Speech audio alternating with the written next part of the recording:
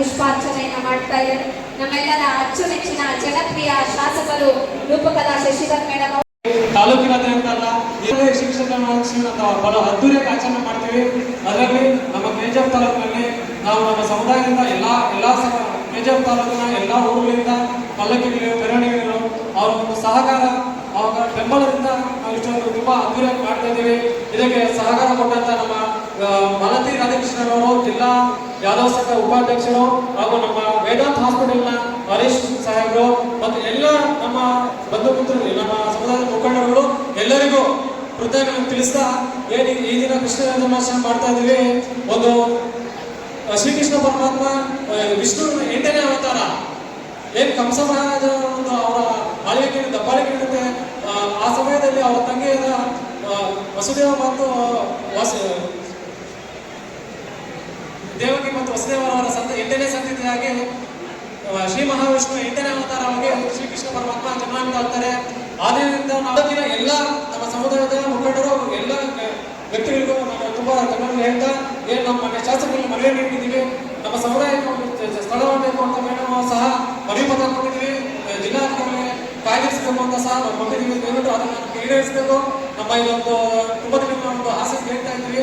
ಇಷ್ಟನ್ನು ಮಾತಾಡಲಿಕ್ಕೆ ನಿಮಗೆ ಅವಕಾಶ ಕೊಟ್ಟ ಎಲ್ಲ ನನ್ನ ಮೂಲಬಾಂಧವರು ಎಲ್ಲ ವರ್ತಿಸುತ್ತಾ ನನ್ನ ಮಾತನ್ನು ಮುಗಿಸ್ತೇನೆ. ಜೈ ಯಾದವ್, ಜೈ ಮಾಧವ್. Thank you.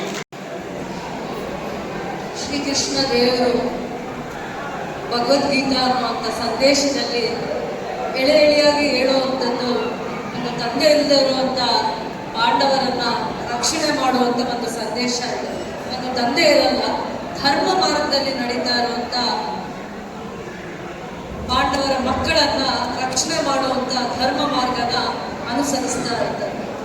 ಗೋಪಾಲಕರು, ಗೋ ಸಂರಕ್ಷಕರು ಅಂದ್ರೆ ಯಾರು ಗೋವುಗಳನ್ನ ರಕ್ಷಣೆ ಮಾಡ್ತಾರೆ ಅಂದ್ರೆ ಅವ್ರ ಮನೆಯಲ್ಲಿ ಸದಾ ಕಾಲ ಲಕ್ಷ್ಮೀ ದೇವಿ ಆರಾಧಿಸೋಕೆ ಇರುತ್ತೆ. ಯಾರು ಗೋವುಗಳನ್ನ ರಕ್ಷಣೆ ಮಾಡ್ತಾರೆ ಗೋಪಾಲಕರು ಅಂತಾರೆ.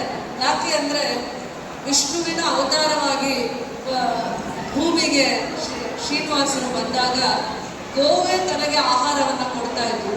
ಅವರು ತಪಸ್ ಮಾಡ್ತಾ ಇದ್ದಂತ ಸಂದರ್ಭದಲ್ಲಿ ಏನೋ ಒಂದು ಪವಿತ್ರತೆ. ನಾವು ಗೋವುಗಳಲ್ಲಿ ಲಕ್ಷ್ಮಿನ, ಗೌರಿಯನ್ನ, ಸಾಕ್ಷಾತ್ ಲಕ್ಷ್ಮೀ ದೇವತೆಯನ್ನ ನೋಡ್ತೀವಿ. ಹೌದಾ ಇಲ್ವಾ? ನೀವೇ ಯೋಚನೆ ಮಾಡಿ. ಯಾರ ಮನೆಯಲ್ಲಿ ಗೋವುಗಳನ್ನ ಪೂಜೆ ಮಾಡ್ತೀವಿ, ಆರಾಧನೆ ಮಾಡ್ತೀವಿ, ಆ ಮನೆಯಲ್ಲಿ ಸದಾ ಕಾಲ ಕಷ್ಟಗಳನ್ನ ದೂರ ಇಡುತ್ತೆ. ಬಂದ್ರೂ ಕೂಡ ಅದು ಯಾವ ತರ ಮಾಯವಾಗುತ್ತೋ ಗೊತ್ತೇ ಆಗಲ್ಲ. ಆ ಮನೆನ ಕಾಯ್ತಾರೆ. ಆ ಗೋಮಾತೆಗೆ ಅಷ್ಟು ಶಕ್ತಿ ಇದೆ, ಅಷ್ಟು ಪವಿತ್ರತೆ ಇದೆ.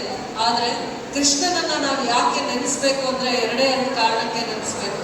ಹೆಣ್ಮಕ್ಳಿಗೆ ಒಂದು ವಯಸ್ಸಲ್ಲಿರೋರ್ಗೂ ಅವ್ರಿಗೇನು ಗೊತ್ತಾಗಲ್ಲ.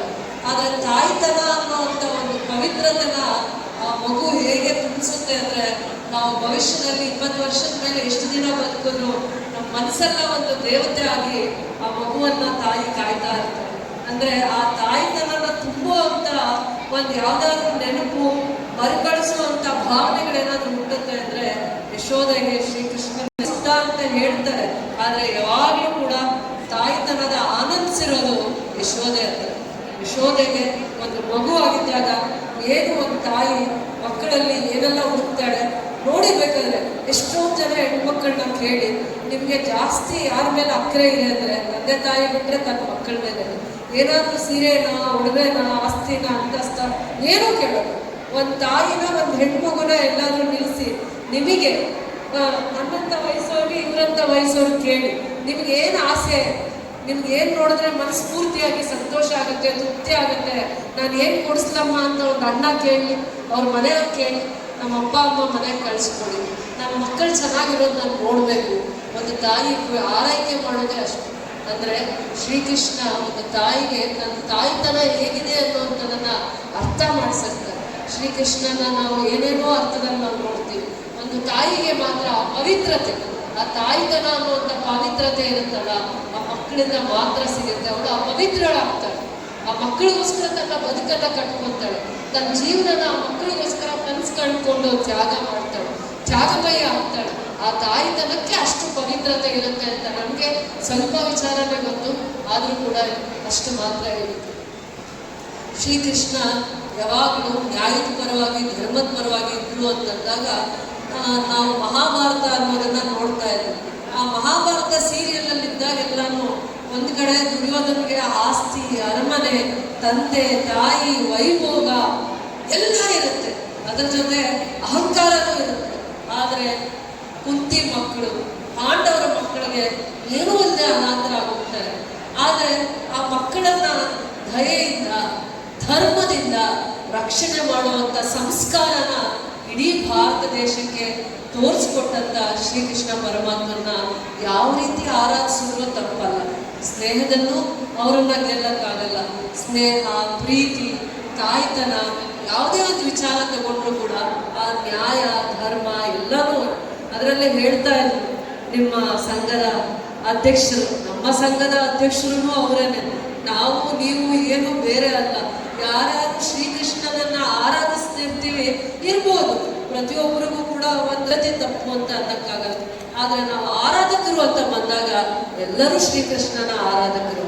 ಭಕ್ತಿಯಿಂದ ಬಂದಿದ್ದೀರಾ, ನಾವು ಶ್ರದ್ಧೆಯಿಂದ ಬಂದಿದ್ದೀರಾ. ನೀವು ಪ್ರೀತಿಯಿಂದ ಬಂದಿದ್ದೀರಾ, ನಾವು ಅಭಿಮಾನದಿಂದ ಬಂದಿದ್ದೀವಿ. ಎಲ್ಲರೂ ಶ್ರೀಕೃಷ್ಣ ಪರಮಾತ್ಮನ ಆರಾಧಕರೇ ಆಗಿದ್ದೀವಿ ನಾವು.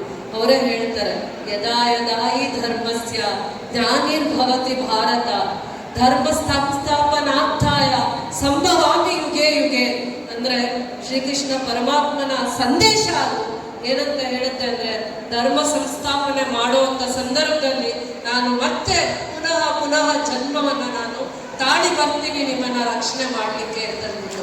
ನಾನು ಸದಾಕಾಲ ನಿಮ್ಮನ್ನ ರಕ್ಷಣೆ ಮಾಡ್ಲಿಕ್ಕೆ ಬರ್ತೀನಿ ಅನ್ನುವಂಥ ಒಂದು ಅವರ ಸಂದೇಶದಲ್ಲಿದೆ ಅನ್ನುವಂಥದ್ದನ್ನ ನಾವು ಅರ್ಥ ಮಾಡ್ಕೊಂಡು ಹೋಗ್ಬೇಕು. ಎದ್ದು ಬಂದ್ರೆ ಇಲ್ಲೇ ತಿಂಡಿ ಊಟ ತಿನ್ಕೊಂಡು ಇನ್ನೊಂದ್ಸತಿ ಕೃಷ್ಣನ ವೇಷ, ಆ ಕೃಷ್ಣನ ಸಂದೇಶ ಆ ಮಕ್ಕಳಲ್ಲಿ ಅವ್ರಿಗೆ ಏನಾದ್ರೂ ಒಂದು ಖುಷಿ, ಭಕ್ತಿಯಿಂದ ಶ್ರದ್ಧೆಯಿಂದ ನಾವು ಬರ್ತೀವಿ. ನಾವು ಒಂದು ಅರ್ಧ ಗಂಟೆ ನಿಮ್ಮನ್ನೆಲ್ಲ ನೋಡಿ ಖುಷಿ ಪಟ್ಟು ಹೋಗ್ತೀವಿ. ವೇದಿಕೆ ಕಾರ್ಯಕ್ರಮ ಅವತ್ತು ಮಾಡ್ಬೇಕು. ನಾನೇ ಕೇಳ್ಕೊತಾ ಇದ್ದೀನಿ, ಎಲ್ಲ ಕಾರ್ಯಕ್ರಮಗಳು ವೇದಿಕೆ ಕಾರ್ಯಕ್ರಮ ಚೆನ್ನಾಗಿರಲ್ಲ. ಶ್ರೀಕೃಷ್ಣ ಜನ್ಮಾಷ್ಟಮಿನ ಹೇಗೆ ಆಚರಣೆ ಮಾಡೋದು ಚೆನ್ನಾಗಿರುತ್ತೋ ಹಾಗೆ ಮಾಡಿ ನೀವೆಲ್ಲ. ವೈಯಕ್ತಿಕ ಅಭಿಪ್ರಾಯ. ಆದ್ರೂ ಈ ಕಾರ್ಯಕ್ರಮನ ಯಾರ ಹತ್ರನೂ ಕೂಡ ಇವರು ಏನು ಕೂಡ ಕೇಳಲ್ಲ. ಕಾರ್ಯಕ್ರಮಕ್ಕೆ ಬರ್ತಾರೆ, ಪೂರ್ವಭಾವಿ ಸಭೆಗೆ ಬರ್ತಾರೆ, ಎಷ್ಟು ಭಕ್ತಿಯಿಂದ ಶ್ರದ್ಧೆಯಿಂದ ಕಾರ್ಯಕ್ರಮನ ಮಾಡ್ತಾರೆ. ಏನು ಬೇರೆ ವಿಚಾರನೇ ಅವರು ಮಾತಾಡಲ್ಲ, ಅಷ್ಟು ಅವರಿಗೆ ತಿಳುವಳಿಕೆ ಇದೆ.